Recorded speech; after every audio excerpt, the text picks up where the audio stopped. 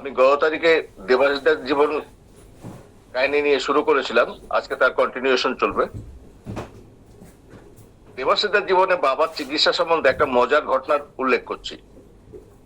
তিনি তখন সবেমাত্র মন্ত্র দীক্ষা পেয়েছেন। বাবা সম্পর্কে তার সবকিছু অজানা ছিল। একদিন অফিসে থাকাকালীন হঠাৎ প্রচন্ড পেট ব্যথায় অসুস্থ হয়ে পড়েন।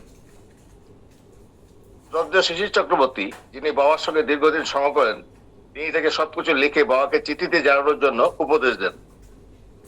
তিনি বলেন, বাবা শুধু আমাদের গুরুদেবই নন, তিনি একজন বড় চিকিৎসকও বটে। ইতিমধ্যে রায়দার কয়েকবার এক্স রে এবং আল্ট্রাসোনোগ্রাফি বিভিন্ন পরীক্ষা হয়েছে, কিন্তু ডাক্তার রোগ নির্ণয় করতে পারেননি। ধীরে ধীরে তার ওজনও কমে যাচ্ছে। বাবা চিঠির উত্তর জানান, একটা মাত্র বড়ি 500 তাকে খেতে হবে, তাতেই তিনি সুস্থ হয়ে যাবেন। মোট দাম পড়বে 1000 টাকা। দেবাশিস মনে মনে ভাবলেন, বড় বড় ডাক্তাররা কিছু করতে পারছেন না, আর এই 95 বছর বয়স্ক একজন বৃদ্ধ একটা মাত্র ওষুধ দিয়ে ভালো করবেন, এটা কি সম্ভব? তাই তিনি বিশ্বাস রাখতে না পেরে বাবাকে জানালেন, তখনকার মতো তার দেওয়া ওষুধ তিনি খাচ্ছেন না। শিলিগুড়ি একজন ভালো আয়ুর্বেদিক চিকিৎসকের ওষুধে তিনি খাবেন। সেই ওষুধ তিনি একাধিক্রমে 2 বছর খেলেও তার রোগের কোনো উপশম তো হলোই না, অধিকন্তু তার প্রায় 10 কেজি ওজন কমে যায়। হঠাৎ করে কে যেন তার চোখের সামনে থেকে অবিশ্বাসের কালো পর্দাটা সরিয়ে দেয়। কারণ এবার তিনি দ্বিধাদ্বন্দ্ব ছেড়ে বাবার শরণাপন্ন হলেন। সবকিছু শুনে বাবা বললেন, আমার কথা তো শুনলে না, শুধু সময় নষ্ট করলে। আমার কথা মতো তখন থেকেই ঔষধ খেলে তোমার শরীরে আর এই করুণ অবস্থা হতো না, এত কষ্টও পেতে না। বাবা দৃঢ় কণ্ঠে স্থির নিশ্চিত ভাবে বললেন, তোমার গল ব্লাডারে পাথর হয়েছে, তুমি আরেকবার আল্ট্রাসোনোগ্রাফি করাও। পরীক্ষায় যথারীতি পাথর ধরা পড়লো। বাবা বলেন, এমত অবস্থায় অপারেশন ছাড়া অন্য কোনো ঔষধে আর কাজ করবে না। অপারেশনের পর বাবার দেওয়া ঔষধ খেয়ে দেবাশিস দা সম্পূর্ণ সুস্থ হন। তার নিজের উপর ধন্বন্তরী বাবার চাক্ষুষ মহিমা তিনি প্রত্যক্ষ করেন এবং তারপর থেকে তিনি আর বাবার অবাধ্য হননি। বাবার দেওয়া ওষুধ খেয়ে তিনি সুস্থ শরীরে মহানন্দে দিনাতিপাত করেন। দেবাশিস দা বলেন, বাবার মহিমার চমৎকারিত্ব বর্ণনা করার মতো ভাষা তার নেই। তিনি যতই বাবার সঙ্গ করছেন, বাবাকে দেখছেন, ততই আশ্চর্য হচ্ছেন। শয়নের স্বপ্নে ভাবনায় তারা অত্যন্ত আক্ষেপ। সে আক্ষেপের সঙ্গে তিনি বলেন, হে অনাথের নাথ বিপদ ভঞ্জন স্বামী শিবানন্দ, কেন দীর্ঘ 40 বছর পর কৃপা করে চরণে স্থান দিলে? কেন আরো 20 বছর আগে দেখা দিলে না? তাহলে তো আরো 20 বছর আগে থেকেই তোমার সঙ্গ করতে পারতাম। ঈশ্বর সম্বন্ধে এত সহজ ও সরল ব্যাখ্যা যা বাবা দিয়েছেন, তা তিনি সিদ্ধযোগী ব্রহ্মজ্ঞ মহাপুরুষ বই সম্ভব হয়েছে। ঈশ্বর তো যা একদিন ভীষণ কঠিন বলে মনে হতো, তা বাবা শ্রী মুখনিষ্ঠিত বাণী ব্যাখ্যা একেবারে সহজ হয়ে গেছে। বাবা বলেন, ঈশ্বর নিরাকার এবং সর্বভূতে বিরাজিত। তিনি নিরাকার হলেও ভক্তের কাতর আকুলতায় সাড়া দিয়ে সাকার রূপে দর্শন দেন। বাবা আরো বলেন, মন্দির মসজিদে যাবার বাসনা এবং ঈশ্বর দর্শনের আকাঙ্ক্ষা তার নেই। তিনি প্রতিটা জীবের মধ্যে ঈশ্বর প্রত্যক্ষ করেন। কি সুন্দর এবং পরম নিষ্ঠার সঙ্গে নরনারায়ণ সেবা দেন, তা দেখলে মন প্রাণ জুড়িয়ে যায়। সকল ধর্ম তথা গীতা, কোরআন, বাইবেল, রাম রহিম যিশু বাবার কাছে ভিন্ন নয়, এক। গীতার প্রতিটি অধ্যায়ের প্রতিটা শ্লোকের তিনি এত সুন্দর ব্যাখ্যা সহ বুঝিয়ে দেন যে মুহূর্তে মনের সকল অন্ধকার দ্বিধা দ্বন্দ্ব দূর হয়ে যায়। একবার বাবার সঙ্গে দক্ষিণেশ্বরে মা ভবতারিণী মন্দিরে যাওয়ার সৌভাগ্য হয়। মন্দিরের ট্রাস্টির একজন, যিনি বাবার বিশেষ ভক্ত, তিনি বাবাকে ভক্তবৃন্দ সহ ভবতারিণী মন্দিরে অন্নপ্রসাদ গ্রহণের নিমন্ত্রণ জানালে বাবা সহ 2 ভক্ত নিয়ে মন্দিরে উপস্থিত হয়। ওই ভক্ত বাবা সহ আমাদের সকলকে মন্দিরের অতিথি গৃহে বসার বন্দোবস্ত করেন। দুপুরে বাবা সহ সকল ভক্ত অন্নপ্রসাদ পান। দুপুরবেলা মন্দিরের প্রধান দরজা বন্ধ। ভক্তবৃন্দ মাকে দর্শনের ইচ্ছা ব্যক্ত করলে পাশের ছোট দরজা দিয়ে প্রবেশের ব্যবস্থা করা হলো। প্রথমে বাবা সহ 10-15 জন ভক্ত দর্শনার্থীকে দেখা হয়। ভাগ্যক্রমে দেবাশিস সহ আমিও বাবার সঙ্গে মাকে দর্শনের জন্য মন্দির প্রবেশ করি। একজন একজন করে আমরা মাকে প্রণাম করছিলাম, কিন্তু বাবা বলেন, জগৎ জননীকে এভাবে প্রণাম করলে চলবে না। একথা বলে তিনি নিজের সমস্ত শরীর মাটিতে লুটিয়ে মা ভবতারিণীকে প্রণাম করলেন। এবং প্রত্যেক ভক্তকে এইভাবে প্রণাম করতে বললেন। এরপর দাঁড়িয়ে প্রতিটা ভক্তকে বলেন, ওই সামনে যিনি খড়গ হাতে মুন্ডমালা গলায় ধারণ করে দাঁড়িয়ে আছেন তিনিই কৃষ্ণ। তোমার মনে কোনো ভেদভাব রাখবে না, একই কৃষ্ণ বিভিন্ন রূপে বিরাজিত রয়েছেন। কথাগুলো এত সুন্দর করে বলেন যে মনের সমস্ত অজ্ঞান রূপ অন্ধকার এক মুহূর্তে দূর হয়ে যায়। জীবনানন্দ বাবা সমস্ত রকমের সংস্কার মুক্ত মহাপুরুষ। জীব প্রেম ও নরনারায়ণ সেবাই বাবার জীবনের মূল ব্রত। সেঞ্চুরি পার করেও একইভাবে তিনি ভক্তদের কল্যাণার্থে জপ তপ করে যাচ্ছেন। শীত গ্রীষ্ম রাত 2:30টায় উঠে প্রাতঃকৃত শেষ করে জপ তপ শুরু করেন। সকাল 7টার মধ্যে স্তব শেষ করে শুধুমাত্র চিন্তা করেন কিভাবে ভক্ত সেবা এবং নরনারায়ণ সেবা করাবেন। প্রতিটা মুহূর্তই তার কাছে যেন অমূল্য।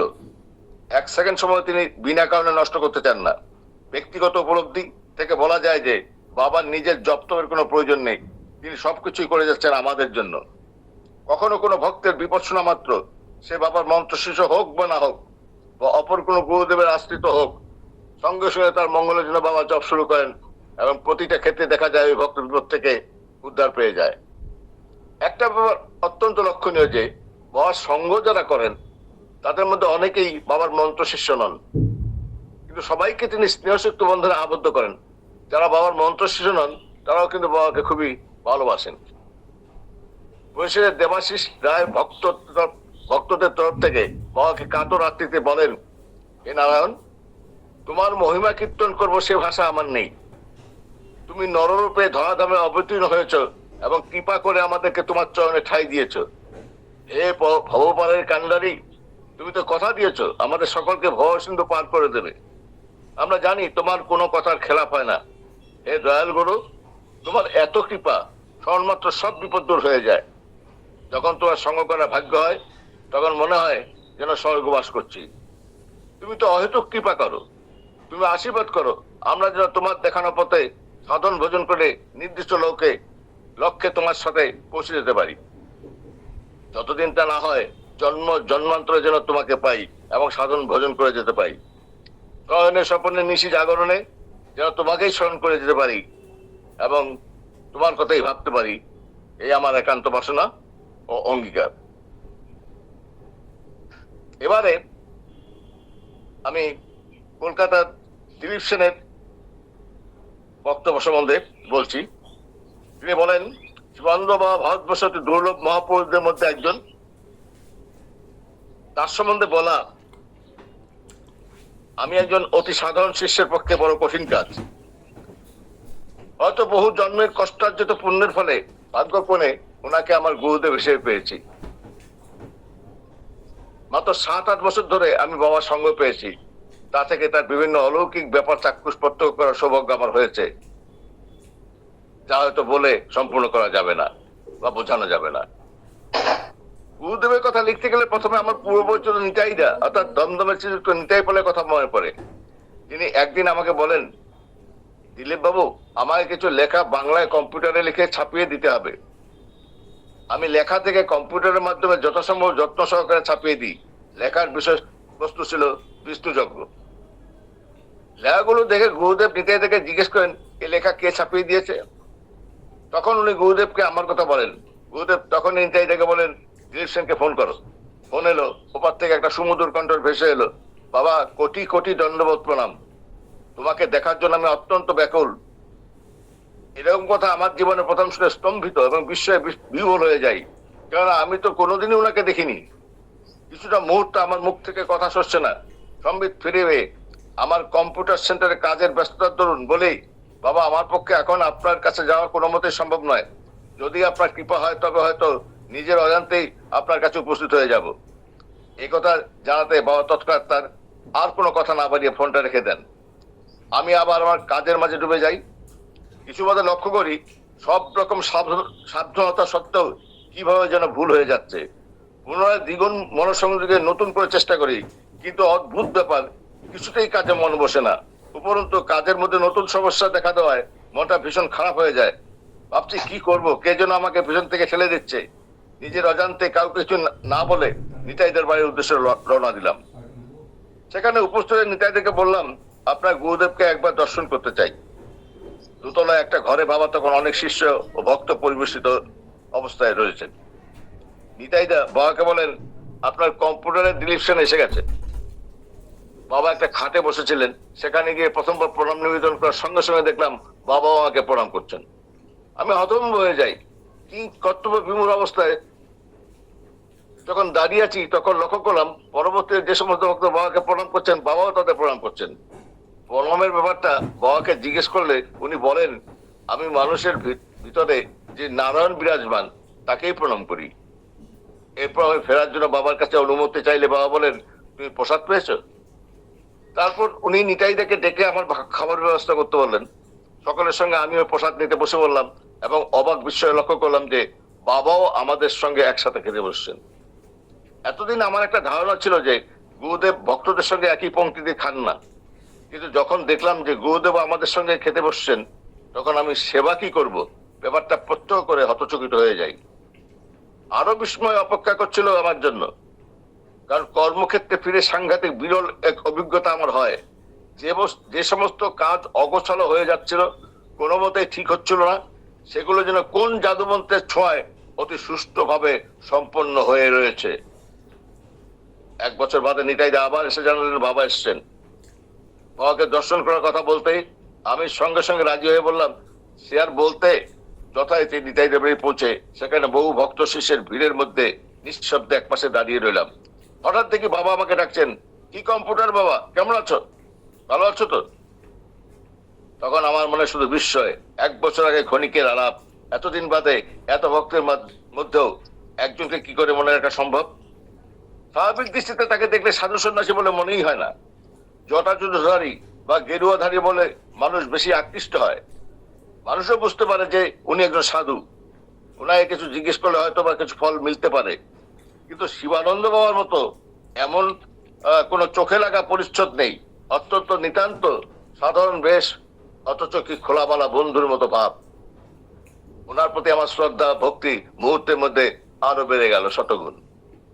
উনি যে কোনো সাধারণ মানুষ নন, উনি মহামানব, ব্রহ্মজ্ঞ মহাপুরুষ। এ বিষয়ে আমার মনের ভাবনায় আমি দৃঢ়বদ্ধ। এরপর আমি সিদ্ধান্ত নেই যে যদি দীক্ষা নিতে হয় তাহলে উনার কাছেই আমি দীক্ষা নেব।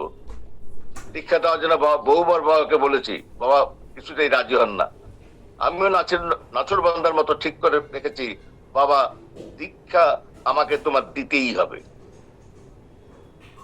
7-8 মাস অতিক্রান্ত হওয়ার পর আবার ওনার চরণ ধুলে কলকাতায় পড়লে তার সঙ্গে সাক্ষাৎ করে দীক্ষা প্রসঙ্গ ব্যক্ত করতেই উনি বলেন, বেনারসে এসে দীক্ষা নাও। বাবাকে বললো, আমার বড় ইচ্ছা নিজের বাড়িতে দীক্ষা নেব। এবারও হলো না। আবার দীর্ঘ প্রতীক্ষা। বছর 2 বাদে হঠাৎ নিতাইদার ফোন এলো যে বাবা নাকি আমাকে ডেকেছেন। মনে হলো এবার বোধহয় বরফ গলেছে। দরখাস্ত তো 4-5 বছর আগে দিয়েছি, এবার বোধহয় সেটা মঞ্জুর হয়েছে। আমি আর কাল বিলম্ব না করে বাবার নিকট উপস্থিত হই। প্রণাম নিবেদন করতেই উনি আমাকে জিজ্ঞেস করেন, তুমি কি 28শে মাস দীক্ষা নিতে পারবে? আমি হাতের চাঁদ পাওয়ার মতো হয়ে গেলাম এবং তখনই রাজি হয়ে গেলাম।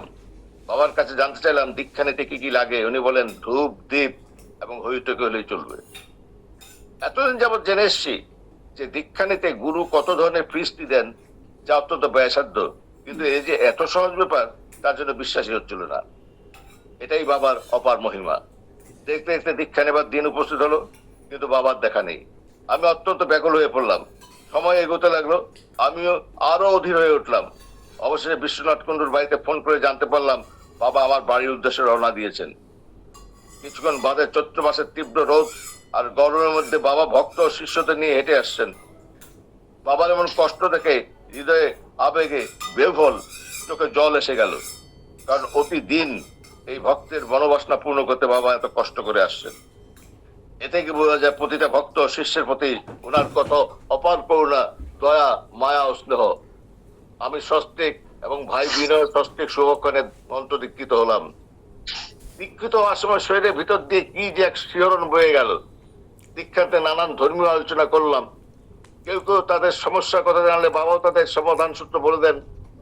বড় আনন্দ কোনো মুহূর্ত, অথচ এতটা সময় যেন এক লহমায় শেষ হয়ে গেল। বাবা রওনা হয়ে গেলেন। সারা কি যেন একটা অনুভূতি হলো, তা ভাষায় ব্যক্ত করা অত্যন্ত কঠিন।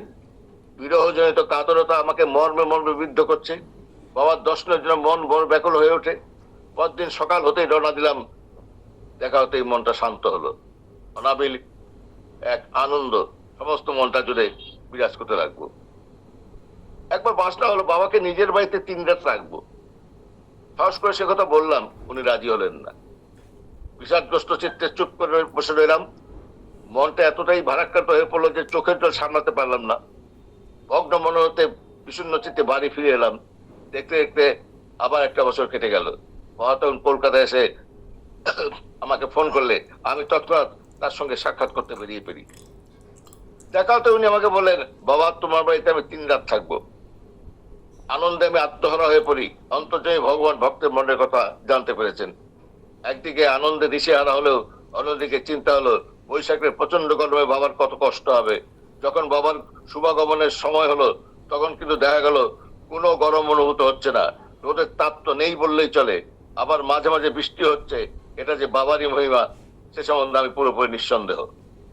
অনাবিল আনন্দ দেখতে দেখতে 3টা দিন কেটে গেল।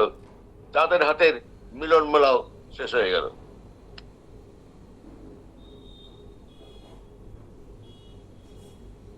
দান উৎসব উপলক্ষে নবদ্বীপে বাবার দরিদ্রদের শাড়ি ও পেটিকোট বিতরণ করেন। লক্ষ্য করলাম সেদিনও প্রচন্ড গরম, কিন্তু যেখানে দান উৎসব চলছিল সেখানে কোনো রোদ বা গরম অনুভূত হলো না। বাবার জন্মোৎসব উপলক্ষে দেওঘর গিয়েছিলাম। কেন জানি না ঘুম আসছিল না। হঠাৎ লক্ষ্য করলাম বাবা ঘুরে ঘুরে সব দেখছেন। রাত তখন প্রায় 1:30টা। আমাদের বিছানা পাশে এসে উনি কিছুক্ষণ দাঁড়িয়ে রইলেন। আমি অবাক হয়ে দেখছি। তারপর বাবা চলে গেলেন। আমিও যে কখন ঘুমিয়ে পড়েছি তা জানি না। সকালে ঘুম ভেঙে গেল। মিষ্টি রোদ আর ঝিরঝিরে বাতাসে মন আনন্দে ভাসতে লাগলো। বাবার সঙ্গে বেহালার এক ভক্তের বাড়িতে গিয়ে খাওয়া দাওয়ার পর একটু বিশ্রাম নিচ্ছিলাম। হঠাৎ বাবার তাকে ধরপড় করে উঠে দেখি একটা বড় থালায় নানান রকমের কাটা ফল নিয়ে বাবা নিজে দাঁড়িয়ে আছেন এবং আমাদের প্রত্যেককে ওই ফল খেতে দেন।